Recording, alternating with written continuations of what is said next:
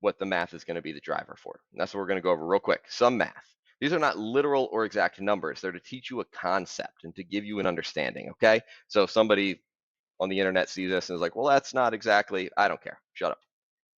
Here's an example of total daily energy expenditure makeup. So your total daily energy out, let's say it's 2,000 calories. Your BMR, basal metabolic rate, which is your base point, is going to be somewhere between 50 to 70% of your total output. The thermic effect of food, or the thermic effect of feeding and eating, is going to be somewhere between 5 to 15% of that total output. Your exercise activity thermogenesis, surprisingly, if you do zero exercise, it's 0%, not surprising, but surprisingly, it's only going to be 5% of your total daily energy expenditure. In order to drive that up much further, you're exercising for multiple hours per day, which, some people do, athletes do, but we're not talking to athletes. We're talking about, people that are normal everyday people that don't want to have to train for hours every day. NEAT, non-exercise activity thermogenesis. That's going to be anywhere between 5 and 25% of your total daily energy expenditure, depending on how much you're moving throughout the day. And NEAT is any non-exercise activity thermogenesis. So if I'm sitting here doing a presentation and I'm really animated with my arms, or if I park in the back of the parking lot and walk extra, little things like that all contribute to your NEAT, and it can be a pretty significant amount of your total calories out at 25%. It's important to understand these and the weights and that they're sliding to make up your 100%. So you are burning far less from direct exercise than you actually think you are. That is a big deal. Let's say you're burning 2,800 calories per day. That means you're probably gaining to your total calorie output 140 to 280 extra calories from that fitness class that you're doing. These are just made up numbers. Remember, it doesn't matter. 5 to 10% right here. This is probably the additional that you are getting from that fitness class versus if you didn't do it at all, just as a comparison to how much added calorie burn you're getting from exercise. An important thing to understand about everything is just math is that they're all connected and related and dependent on each other, and the adaptations that you get from it are constant. So if you do exercise, cardiovascular, going out for runs, circuits, cardio-dominated exercises, CrossFit boot camp, all of it, the adaptation from that exercise energy expenditure is going to happen from your BMR. And it's going to be somewhere between 28% for the people that are much more on the fit end and closer to 50% for those that are on the unfit end. And the reality is, even if we've been doing CrossFit for 3 years, most of us are, relatively speaking, still going to fall closer to the unfit category here. So we're going to be closer to this number than this number, but that's still not that big a deal in the grand scheme of things. Either way, it sucks, that adaptation. So here's an example. If my BMR is 1,750, I burn 300 calories from that exercise class, and my Fitbit or my Fitness Pal, I entered it in, and it told me I added 300 calories. So now my total daily energy expenditure is 2,050 calories. I know I didn't add NEAT into this, or the thermic effect of food. Ignore that. Adaptations are constant. So if my BMR was 1,750 and I did 300 calories from exercise, the adjustment from the BMR, the adaptation, meaning my BMR got more efficient and adapted to that energy expenditure through exercise, it increased its efficiency. So it's going to adjust. The adjustment is going to be somewhere between, we said 25-ish%, 75 calories, to 50%, 150 calories, which means my total daily energy expenditure went from 1,750 to 1,900 or 1,975, not quite the full 2,050. Again, these numbers and changes are relatively small, but I told you you're burning far less from exercise than you think you are. Adaptations are constant. It's a small number anyways, but don't forget there are other variables at play.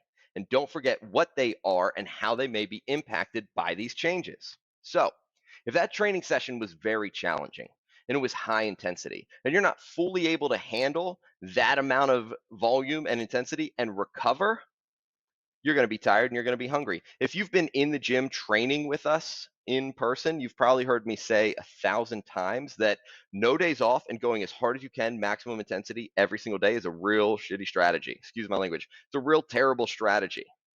It is. It absolutely is. You have to be able to handle the volume and intensity that you train at to maximally recover. Not just because we're talking about performance, but because we're talking about a full math equation with a broader perspective. So if you hit a very hard training session and it's really brutal, tough, high intensity, high volume, and you're not able to fully recover, you're going to be tired and you're going to be hungry.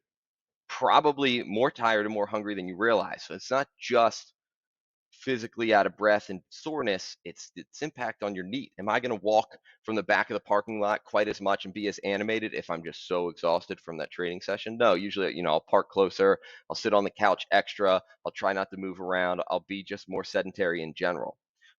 So if the fatigue from that 300-calorie workout causes a 25% reduction in NEAT, which is a conservative number, if you drill yourself really hard with a training session and you have any other stress in your life, it's a conservative number. If the fatigue from that causes a 25% reduction in NEAT, the new math would look like this. Your BMR is 1,750. Your exercise activity thermogenesis, 300. And this person typically has a NEAT of 500. They're pretty active, pretty animated. That puts their total daily energy expenditure at 2,550, which was 2,250 without the workout. So we start at this number, 2,250. We add a 300 additional calories from that brutally hard CrossFit Metcon or boot camp circuit, and it pushed it up to 2,550. Here's the adaptations that we would expect. The BMR would drop because of the adaptation from the training session by 110. So now we're at 1640. The 300 calories from the exercise, good job. But you got that 25% reduction in non-exercise activity thermogenesis, which took you from 500 to 375. You're less animated, you're walking around a little bit less, taking fewer steps on purpose, which takes your total daily energy expenditure to 2,315, which means that brutally hard Metcon that you did, that brutally hard circuit and workout, that extra hour of cardio, that workout gained you a total additional 65 calories out. That's it. For the whole balance of the math, that one worked out for 65 calories out. So at that particular pace, it would take you about 54 of those workouts at that intensity to burn off 1 additional pound. Assuming you did 5 a week, that would take you 11 weeks, almost 3 months. So if you did 5 days a week, of course, the fatigue would increase and that number would shrink further. But it's a hypothetical anyways. If you did 3 days per week, how long would that take you? Very long time.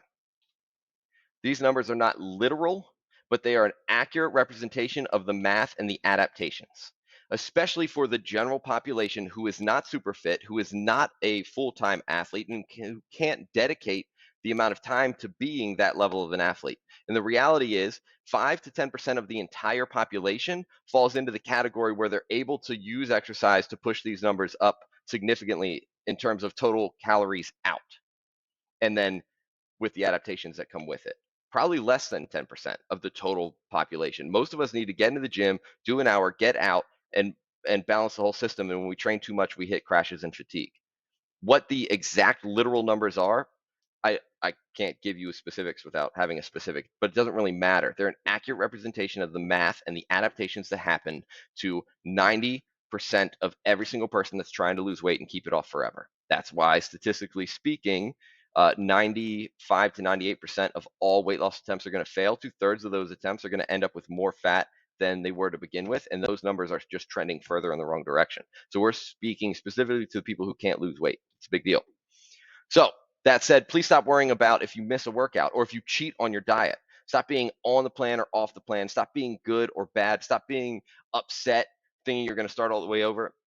If you miss a week of exercise and you're going to lose all your progress, if you eat a Snickers bar, that's not how it works.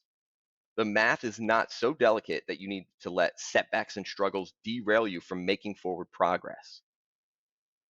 The numbers, when you understand the principles and you start to balance the system, setbacks and struggles are a part of it. That's just the risk reward. That's the thinking in bets and odds and understanding the math of the total equation here. Considering that 300-calorie brutal hard workout that you did netted you an additional 65 calories in total calories out. Is it really that big a deal if you don't do that workout, assuming that your NEAT would balance it back out and it's just a 65-calorie difference? It's not something worth worrying about. So what I'm going to do next in the next video is going to do some math Food math. I'm going to show you some food math and the swaps for food and the impacts of food, how things are going to change. And then some muscle math, how that's going to impact your metabolism. And then do a couple more math videos. Ask questions. Let me know if you watch this entire thing. I'm going to try to elaborate. I'm going to try to keep these videos as short as I possibly can. I don't know how long this one actually was. Let's see if it's back here. Look, it's like 25 minutes, and I thought I'd be way faster. Whoops. Oh, well, no big deal. Thank you for watching the whole thing. It's awesome. It's all just math. Ask questions about the math. Ask me to elaborate on the math. Specific questions to me is easier for me to help you and guide you guys. And we're going to elaborate on this a few more times this week, and I'll post more in the group. You guys are awesome. Do the work.